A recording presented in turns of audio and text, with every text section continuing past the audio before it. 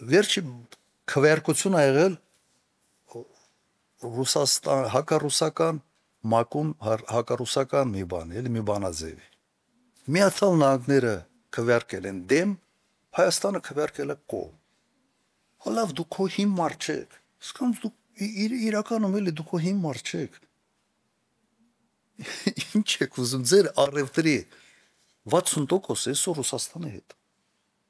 Ուղղակի 60%։